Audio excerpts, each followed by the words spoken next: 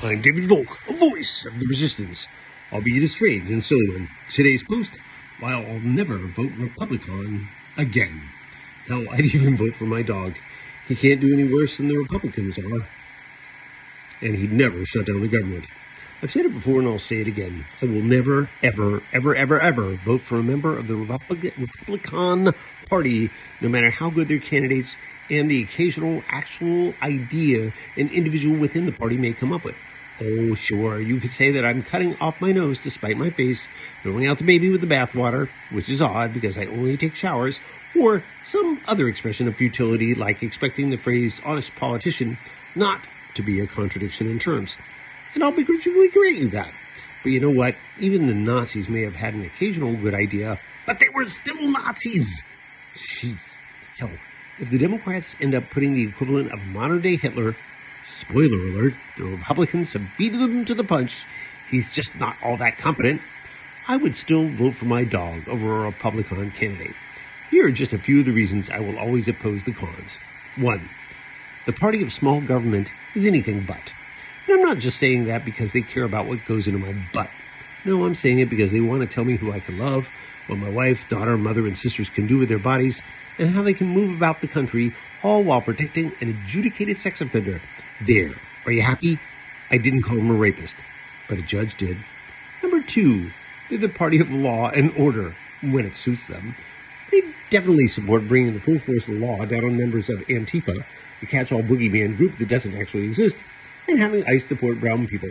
But they weren't so fond of the police on January 6, 2021, when they beat them, cursed them, and later supported pardoning them because they didn't like the legal result of a presidential election.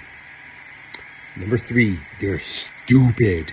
Most don't understand the U.S. Constitution, like that time when Homeland Security's Christy Gardner was asked to explain habeas corpus in front of Congress and couldn't do it.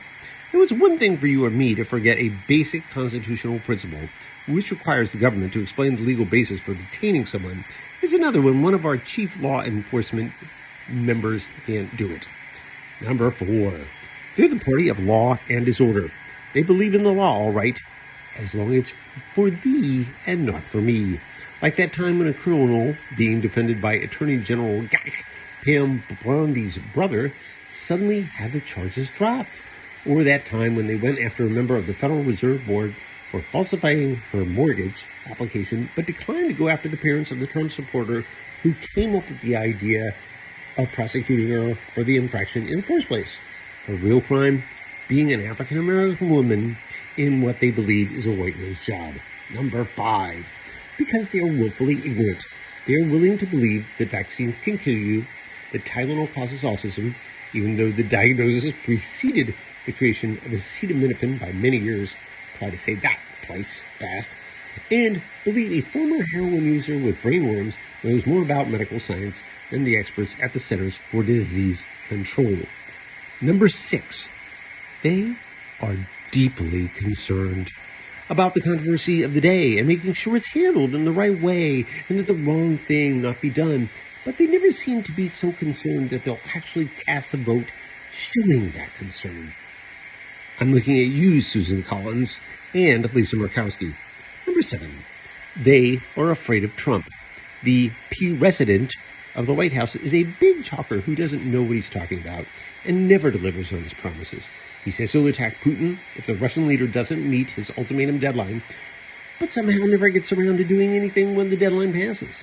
He says he'll fire a staffer, but he never actually does it. He doesn't have the guts to do it. Face-to-face for sure. Instead, he has someone do it for him, or he does it via tweet or on the television when the person is nowhere near him.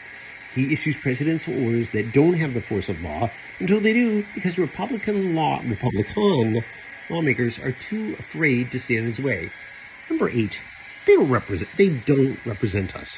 What else can you say about people who you send to represent you with your best interests and then have them turn around and approve a budget that will cut billions of taxes for rich people who don't live in your district, and also cut your health insurance and close your rural hospitals, forcing you to drive further for care or die?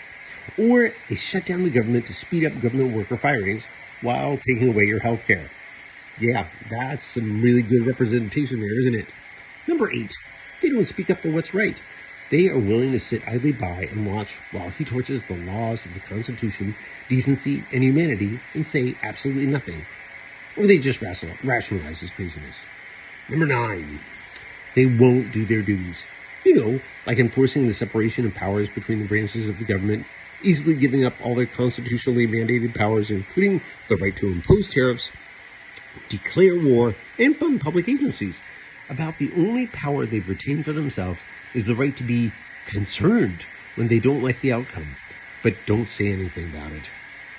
I'm David Volk, a voice of the resistance, albeit a strange and showered one.